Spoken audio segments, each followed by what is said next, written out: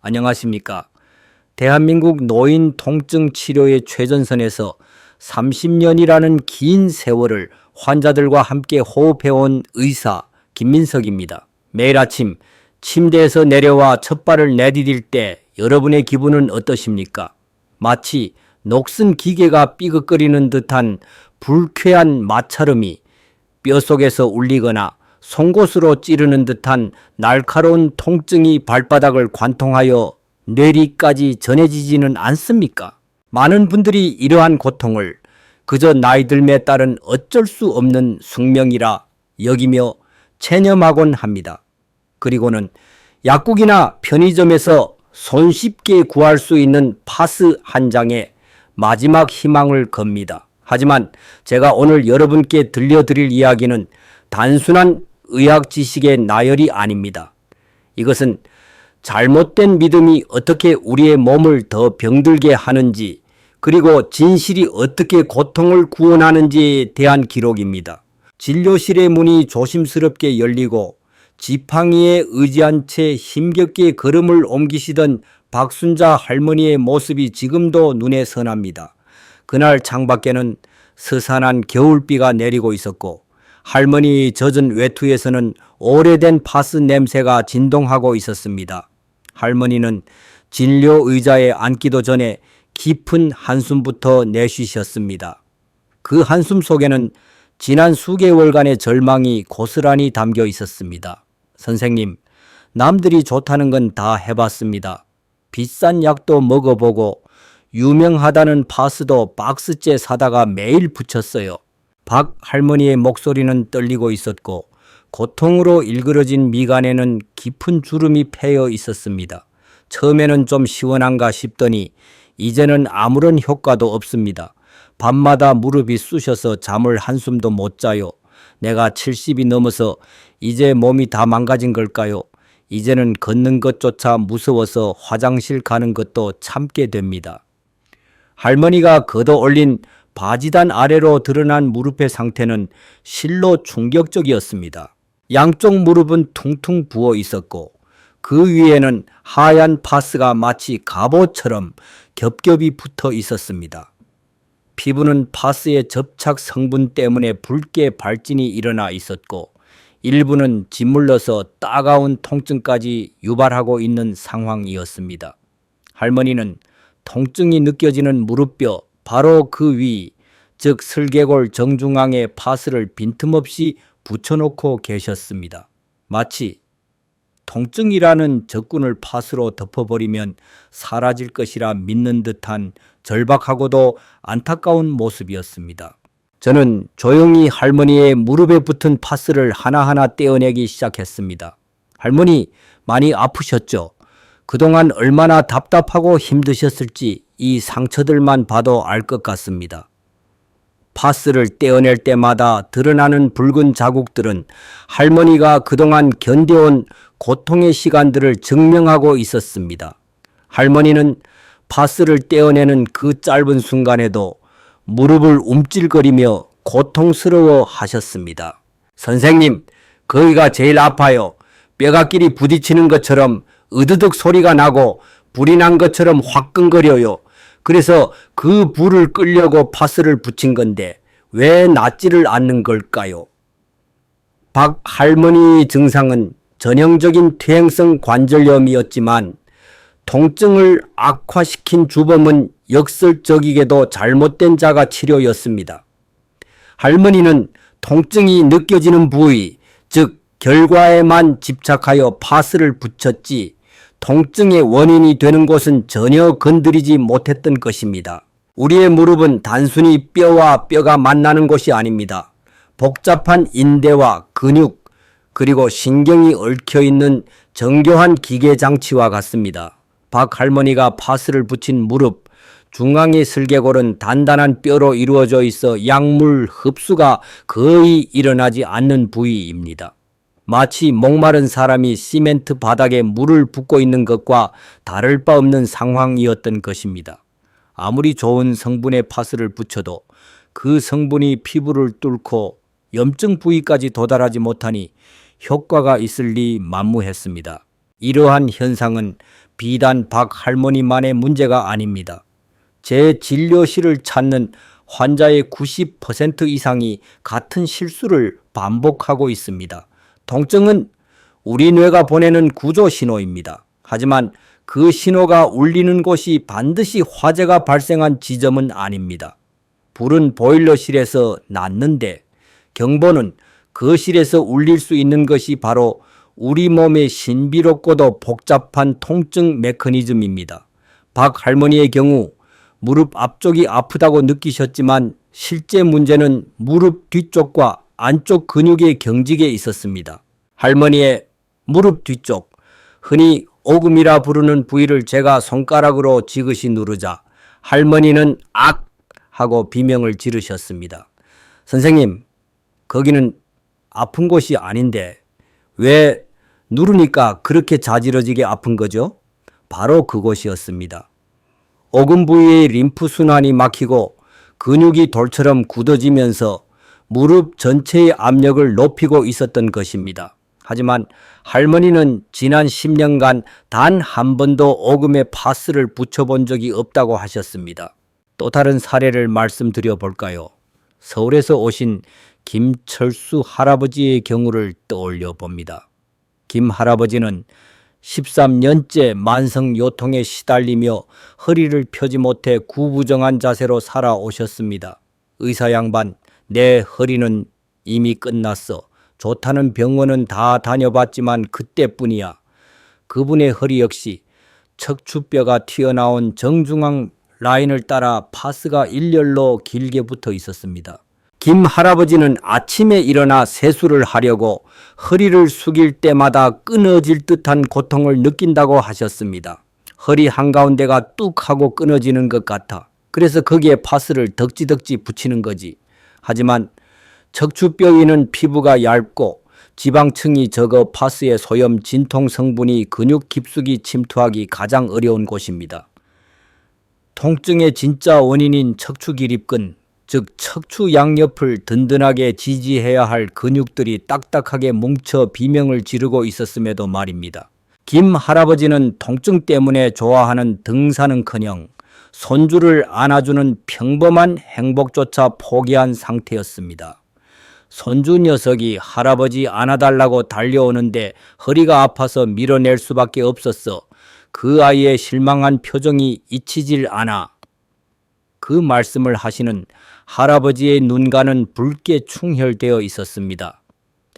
육체의 고통은 마음의 병까지 불러오고 있었던 것입니다. 이처럼 잘못된 파스 사용은 단순한 효과 부재를 넘어 환자들에게 치료 불가능이라는 절망감을 심어줍니다. 다시 박순자 할머니의 이야기로 돌아가 보겠습니다. 할머니는 저를 보며 간절하게 물으셨습니다. 선생님, 정말 방법이 있을까요? 남들처럼 봄꽃 구경도 가고 싶고 시장도 네 발로 걸어서 다녀오고 싶어요. 할머니의 소박한 소망이 제 가슴을 먹먹하게 만들었습니다. 걷는다는 것, 그것은 인간의 존엄과 직결된 문제입니다. 저는 할머니의 손을 꼭 잡고 말씀드렸습니다. 할머니, 파스는 잘못이 없습니다. 다만 우리가 그 친구가 일할 자리를 잘못 잡아 주었을 뿐입니다. 박 할머니의 차가운 손에서 느껴지는 거친 세월의 흔적을 느끼며 저는 다짐했습니다.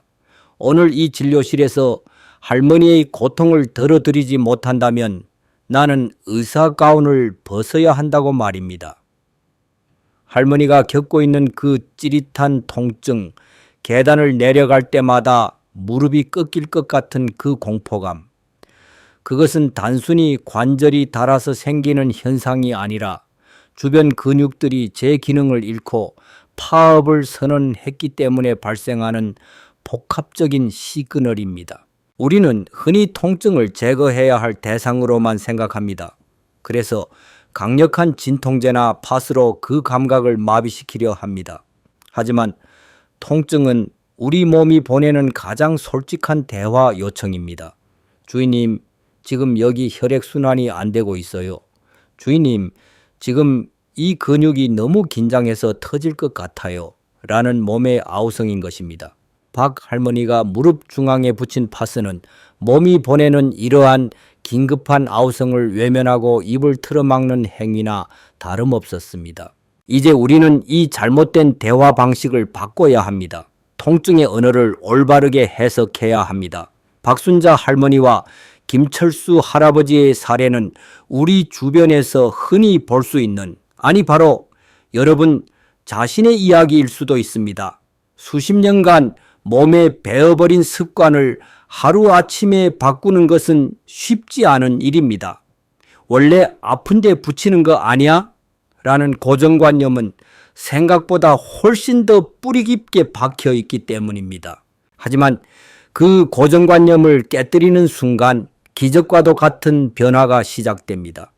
제가 진료실에서 목격한 수천 건의 사례들이 그것을 증명합니다. 단지 파스의 위치를 몇 센티미터 옮겼을 뿐인데 10년을 괴롭히던 통증이 절반으로 줄어들고 지팡이 없이 진료실을 걸어나가는 환자들의 모습 말입니다.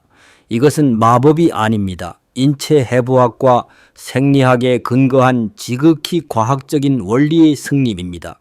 여러분이 지금 이 글을 읽으면서 무심코 만지고 있는 그 아픈 부위, 과연 그곳이 통증의 시작점일까요? 아니면 억울하게 누명을 쓰고 있는 피해자일까요? 이제부터 우리는 겉으로 드러난 현상 아래 숨겨진 진짜 원인을 찾아 떠나는 심해 여행을 시작하려 합니다. 준비되셨습니까? 여러분이 알고 있던 상식을 뒤집을 놀라운 인체의 비밀이 다음 장에서 펼쳐집니다.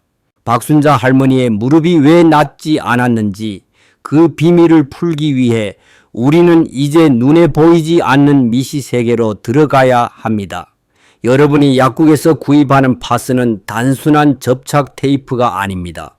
그것은 고도로 설계된 약물 전달 시스템입니다. 파스에 포함된 케토프로펜이나 플루르비프로펜 같은 소염 진통제 성분은 피부라는 견고한 성벽을 뚫고 지나가야만 비로소 작용합니다. 하지만 우리 몸의 피부는 외부 물질이 침투하지 못하도록 막아내는 아주 강력한 방음막 역할을 수행하고 있다는 점을 기억해야 합니다. 피부의 가장 바깥쪽에는 각질층이라는 죽은 세포들의 벽이 존재합니다. 이 벽은 마치 기와지붕처럼 겹겹이 쌓여 있습니다. 박 할머니가 파스를 붙였던 무릎뼈, 즉 슬개골 위는 우리 몸에서 피부가 가장 두껍고 혈관 분포가 적은 곳 중 하나입니다. 마치 두꺼운 가죽 장갑 위에 연고를 바르는 것과 같습니다. 약물 분자가 아무리 침투하려 해도 각질층에 가로막혀 제자리를 맴돌 뿐입니다. 결국 비싼 약 성분은 공기 중으로 날아가거나 옷가지에 쓸려 사라지고 남는 것은 접착제에 의한 피부 발진뿐인 것입니다. 그렇다면 왜 파스를 붙였을 때 시원하거나 뜨거운 느낌이 드는 걸까요? 그것은 치료가 되고 있다는 신호가 아니라 뇌의 착각입니다. 파스에 함유된 멘톨 성분은 피부의 냉감 수용체를 자극하여 시원하다는 전기 신호를 뇌로 보냅니다. 반대로 캡사이신 성분은 온감 수용체를 자극하여 뜨겁다는 신호를 보냅니다. 이 강렬한 감각 신호가 척수를 타고 뇌로 올라가면서 기존에 느끼던 통증 신호가 뇌로 들어가는 문을 잠시 닫아버리는 것입니다. 이것을 의학 용어로 관문 조절 이론이라고 합니다. 즉, 새로운 감각으로 통증을 덮어버리는 일시적인 속임수입니다. 박 할머니가 처음엔 좀 나아진 것 같았다고 말씀하신 이유가 바로 여기에 있습니다. 통증이 사라진 것이 아니라 멘톨의 시원한 자극 때문에 뇌가 통증을 잠시 잊었을 뿐인 것입니다. 하지만 약효가 떨어지면 문은 다시 열리고 억눌려 있던 통증은 더 큰 파도처럼 밀려와 환자를 괴롭히게 됩니다. 진정한 치료는 통증 신호를 가리는 것이 아니라 통증을 유발하는 화학 물질인 프로스타글란딘의 생성을 막는 것입니다. 우리 몸의 세포가 손상을 입으면 세포막에서 아라키돈산이라는 물질이 나오고 이것이 효소와 만나 프로스타글란딘을 만듭니다. 이 물질이 신경을 자극하여 아프다라는 비명을 지르게 하고 혈관을 확장시켜 붓고 열이 나게 만듭니다. 파스의 소염진 통제 성분은 바로 이 효소의 작용을 차단하여 프로스타글란딘이 만들어지지 못하게 하는 저격수 역할을 합니다. 문제는 이 저격수들이 혈관이라는 고속도로를 타고 염증 부위로 이동해야 한다는 점입니다. 그런데 무릎 앞쪽 뼈 위에는 이 고속도로가 거의 없습니다. 좁은 골목길조차 없는 황무지와 같습니다. 반면 무릎 뒤쪽, 우리가 오금이라고 부르는 부위는 상황이 완전히 다릅니다. 이곳은 피부가 얇고 연하며 그 바로 아래로 슬화동맥이라는 거대한 혈관과 수많은 림프관이 지나가는 교통의 요지입니다. 제가 박 할머니의 오금을 눌렀을 때 비명을 지르신 이유는 그곳이 바로 쓰레기 하치장이 되어 있었기 때문입니다.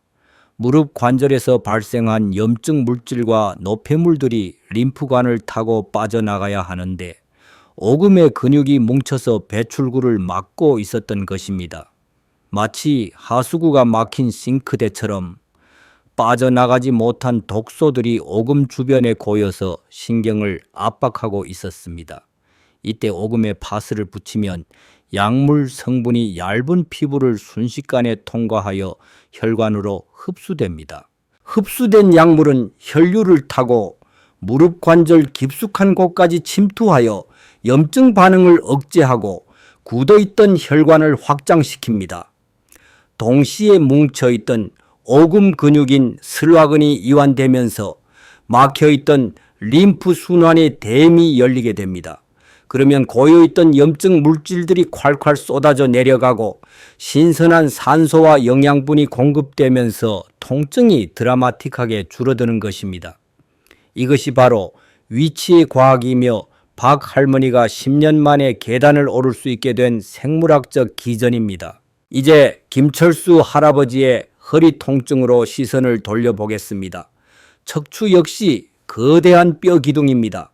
척추뼈 자체에는 통증을 느끼는 신경이 거의 없습니다. 우리가 허리가 아프다고 느끼는 것은 뼈가 아픈 것이 아닙니다. 대부분 척추를 지탱하는 양옆의 근육, 즉 척추 기립근과 그 속에 있는 인대들이 비명을 지르는 것입니다. 김 할아버지가 척추뼈 한가운데 파스를 붙인 것은 정작 일하느라 지친 근육들은 외면하고 뼈라는 기둥에만 말을 건 것과 같습니다. 근육은 수천 가닥의 섬유 다발로 이루어져 있습니다. 이들이 수축과 이완을 반복하며 우리 몸을 지탱합니다. 하지만 나쁜 자세로 오래 앉아 있으면 근육은 지속적인 긴장 상태에 놓이게 되고 혈액 공급이 차단됩니다. 산소가 부족해진 근육 세포들은 젖산이라는 피로 물질을 뿜어내는데 이것이 근육 속에 쌓여 딱딱한 응어리, 즉 트리거 포인트를 만듭니다. 우리가 흔히 담이 걸렸다고 표현하는 것이 바로 이 근막 통증 증후군의 일종입니다. 이 트리거 포인트는 재미있게도 실제 문제가 있는 곳과 전혀 다른 곳에 통증을 방사합니다. 이를 연관통이라고 합니다. 엉덩이 근육이 뭉쳤는데 허벅지가 저리거나 목 근육이 뭉쳤는데 두통이 오는 것이 대표적인 예입니다. 김 할아버지의 경우 척추 기립근 깊숙한 곳에 생긴 염증이 신경을 자극하여 허리 중앙이 끊어질 듯한 통증을 유발했습니다. 따라서 치료의 핵심은 뼈가 아니라 척추 양옆 3cm에서 4cm 떨어진 근육 부위를 공략하는 것입니다. 이곳에 파스를 붙이면 약물 성분이 근육막을 뚫고 들어가 뭉친 근섬유를 풀어줍니다. 마치 꽁꽁 얼어붙은 고기가 녹는 것처럼 경직된 근육이 부드러워지면서 신경을 누르던 압력이 해소됩니다. 또한 파스의 온열 효과가 국소 혈류량을 증가시켜 쌓여있던 젖산을 빠르게 씻어내 줍니다. 김 할아버지가 허리 속이 뻥 뚫리는 것 같다고 표현하신 것은 꽉 막혀있던 근육 내 혈류가 다시 돌기 시작했음을 의미합니다. 발바닥 통증, 즉 족저근막염의 메커니즘은 더욱 흥미롭습니다. 발바닥은 우리 몸의 체중을 모두 받아내는 곳입니다. 족저근막은 발 뒤꿈치 뼈에서 시작하여 발가락 기저부까지 이어지는 강인한 섬유띠입니다. 이 근막은 걸을 때마다 스프링처럼 늘어났다 줄어들며 충격을 흡수합니다. 하지만 나이가 들면 이 스프링의 탄력이 떨어집니다. 딱딱해진 근막이 억지로 늘어나려다 보니 미세하게 찢어지고 그 틈으로 염증이 생기는 것입니다. 많은 분들이 아픈 발바닥 중앙, 즉 아치 부분에 파스를 붙입니다. 하지만 발바닥 피부는 손바닥보다 7배나 두껍습니다. 약물이 침투하기에는 너무나도 가혹한 환경입니다. 그래서 저는 우회로를 제안했습니다. 발목 안쪽 복사뼈 아래와 발 뒤꿈치 사이, 이곳은 신경과 혈관이 피부 표면 가까이 지나가는 통로입니다. 이곳을 통해 흡수된 소염 성분은 혈관을 타고 족저근막의 시작점인 뒤꿈치뼈 부착 부위로 직접 이동합니다. 또한 발가락을 뒤로 젖히는 스트레칭은 단순한 운동이 아닙니다. 그것은 세포를 깨우는 신호입니다. 잠자는 동안 수축되어 있던 근막을 천천히 늘려줌으로써 갑작스러운 체중 부하에 대비할 시간을 주는 것입니다. 세포 수준에서 보면 콜라겐 섬유들의 배열을 정돈하고 조직의 유연성을 회복시키는 과정입니다. 이영숙 할머니가 경험한 아침의 기적은 약물과 물리적 자극이 완벽한 조화를 이루어낸 결과였습니다. 우리의 몸은 모든 부위가 거미줄처럼 연결되어 있습니다. 이를 근막 경선이라고 부릅니다. 발바닥의 근막은 종아리 근육, 허벅지 뒤쪽 근육, 엉덩이 근육, 그리고 척추 길이끈을 지나 머리까지 하나의 띠로 연결됩니다. 그래서 발바닥이 아프면 걷는 자세가 변하고 그것이 무릎과 허리의 통증으로 이어지는 도미노 현상이 발생합니다. 반대로 종아리 근육을 잘 풀어주면 발바닥 통증이 줄어들고 허리를 치료하면 목이 편안해지는 현상도 이 때문입니다. 파스를 붙인다는 행위는 단순히 아픈 곳에 반창고를 붙이는 것이 아닙니다.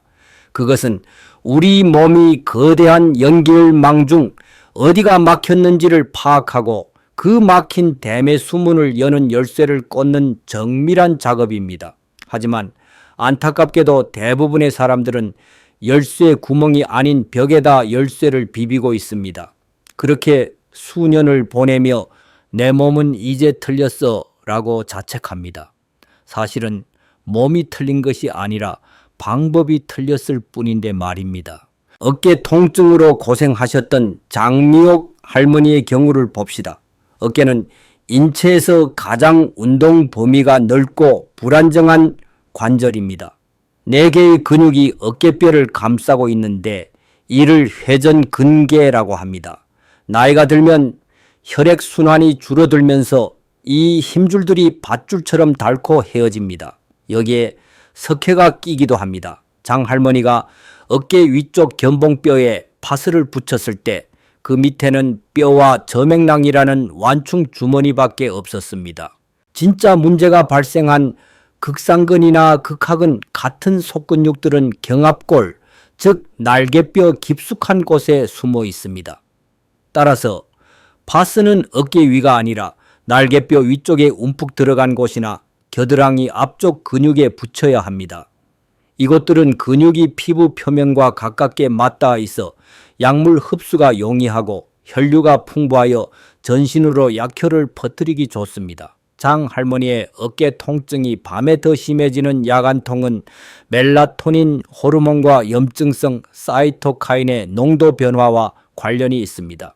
밤이 되면 체내의 항염증 호르몬 분비가 줄어들고 관절 내부의 압력이 높아지면서 신경이 예민해집니다. 그래서 잠들기 직전에 붙이는 파스는 밤새 일어나는 염증 폭풍을 잠재우는 방파제 역할을 합니다. 단순히 자기 전에 붙이라는 말이 아닙니다. 우리 몸의 생체 리듬과 호르몬 주기를 계산한 전략적인 처방인 것입니다. 이렇듯 파스 한 장을 붙이는 데에도 해부학, 생리학, 양리학의 지식이 총동원됩니다. 우리는 이제 알게 되었습니다. 통증은 적이 아니라 내 몸의 어딘가가 막혀 있다는 신호등이라는 것을, 그리고 그 신호등을 끄는 스위치는 램프 바로 옆이 아니라 조금 떨어진 배전반에 있을 수 있다는 사실을. 자, 이제 원리와 메커니즘을 이해하셨으니 구체적으로 어떻게 행동해야 할지 실천편이 남았습니다. 마지막 부분에서는 여러분의 삶을 완전히 바꿔놓을 수 있는 누구도 알려주지 않았던 구체적인 솔루션과 김 박사의 마지막 당부를 전해드리겠습니다. 이제 우리는 통증이라는 거대한 미로에서 빠져나올 지도를 손에 넣었습니다.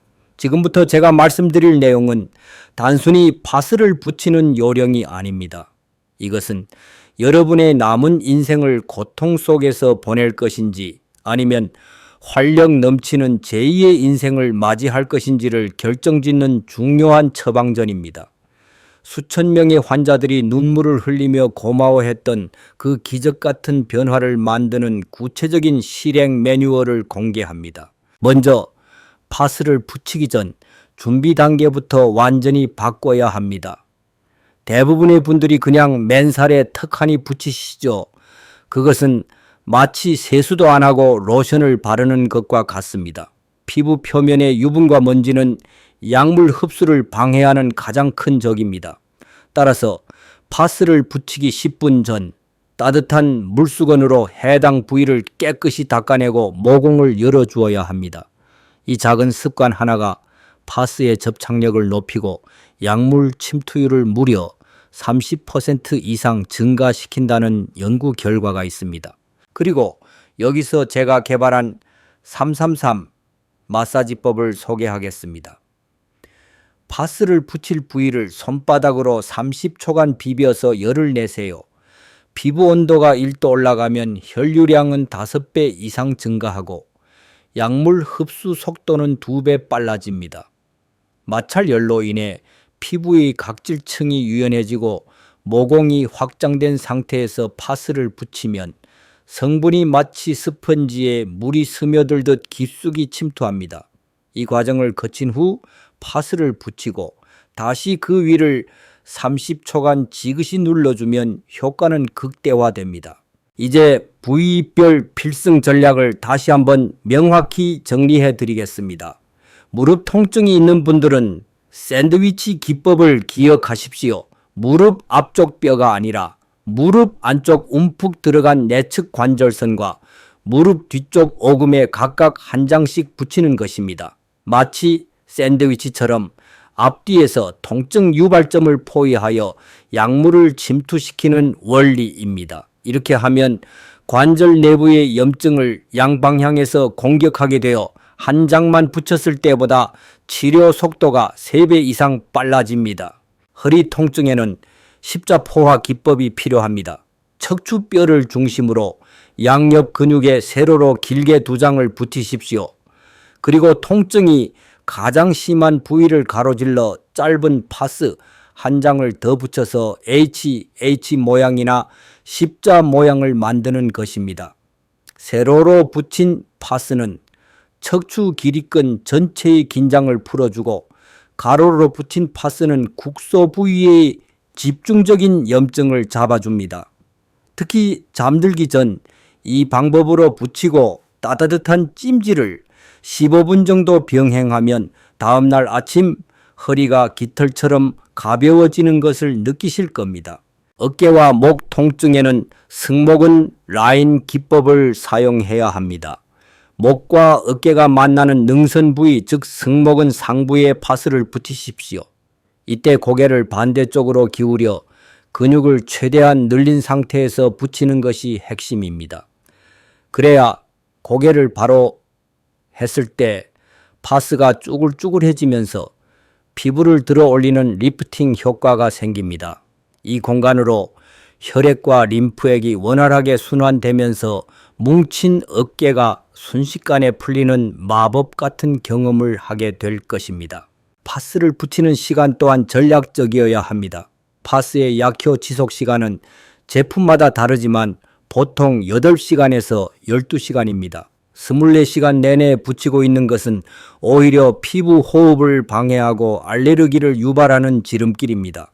가장 좋은 타이밍은 저녁 식사 후 샤워를 마치고 천이 올라간 상태에서 붙이고 다음날 아침 기상 직후 떼어내는 것입니다.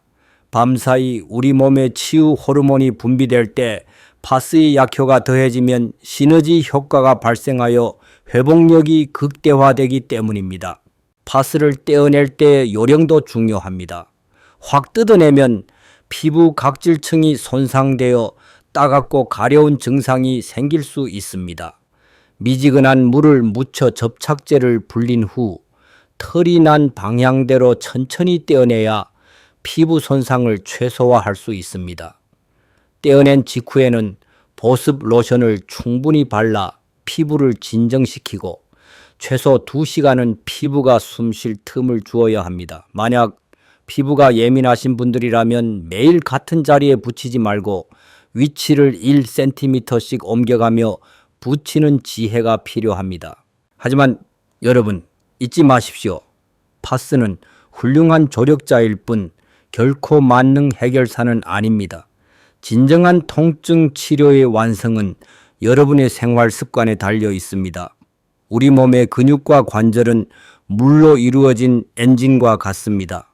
하루 8잔의 물은 척추 디스크의 탄력을 유지하고 관절 윤활유를 생성하는 가장 저렴하고 효과적인 보약입니다. 물이 부족하면 근육은 육포처럼 뻣뻣해지고 파스의 약물 성분도 제대로 순환되지 못해 효과가 반감됩니다. 또한 움직임이 곧 치료라는 사실을 기억해야 합니다. 아프다고 누워만 있으면 근육은 점점 더 위축되고 약해집니다. 파스를 붙이고 통증이 덜한 그 시간을 이용해 가볍게 걷거나 스트레칭을 하셔야 합니다. 근육이 움직여야 혈관 펌프 작용이 일어나고 그 힘으로 파스의 약효가 전신으로 퍼져나가며 치유의 속도를 높입니다. 박순자 할머니가 다시 걷게 된 것도 김철수 할아버지가 손주를 안을 수 있게 된 것도 결국은 움직임을 멈추지 않았기 때문입니다. 박순자 할머니는 이제 매일 아침 동네 공원을 2바퀴씩 돕니다. 선생님, 꽃 냄새가 이렇게 좋은 줄 10년 만에 알았어요. 그분의 웃는 얼굴에서 저는 의사로서 가장 큰 보람을 느낍니다. 통증이 사라진 자리에 삶의 기쁨이 다시 채워진 것입니다. 김철수 할아버지, 역시 이제는 주말마다 가까운 산을 오르십니다. 허리가 펴지니까 세상이 다르게 보여. 이분들이 겪은 변화는 특별한 사람들에게만 일어나는 기적이 아닙니다. 바로 여러분의 내일이 될 수 있습니다. 우리의 노년은 고통을 견디는 시간이 되어서는 안 됩니다. 그동안 열심히 살아온 여러분에게 주어진 선물 같은 시간이어야 합니다. 통증 때문에 여행을 포기하지 마십시오. 무릎 때문에 사랑하는 사람들과의 산책을 두려워하지 마십시오. 올바른 지식과 작은 실천만 있다면 우리 몸은 언제든 다시 회복될 준비가 되어 있습니다. 여러분의 몸은 여러분이 생각하는 것보다 훨씬 더 강하고 현명합니다. 단지 올바른 방법을 몰랐을 뿐입니다. 제가 오늘 알려드린 기적의 파스 사용법을 오늘 밤 당장 실천해 보십시오. 그리고 내일 아침 침대에서 일어날 때 느껴지는 그 가벼움과 상쾌함을 꼭 경험해 보시길 바랍니다. 그 작은 변화가 모여 여러분의 인생을 다시 봄날처럼 활짝 꽃피우게 할 것입니다. 여러분의 건강하고 활기찬 노후를 위해 저 김민석 의사는 언제나 이 자리에서 여러분과 함께 하겠습니다. 통증 없는 세상, 활기찬 100세 인생, 그것은 결코 꿈이 아닙니다.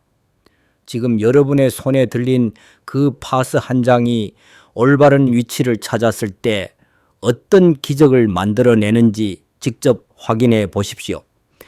여러분의 관절이, 근육이, 그리고 여러분의 삶이 고맙다고 말하는 소리가 들려올 것입니다. 긴 글 읽어주셔서 진심으로 감사합니다. 여러분의 가정에 건강과 행복이 가득하기를 기원합니다.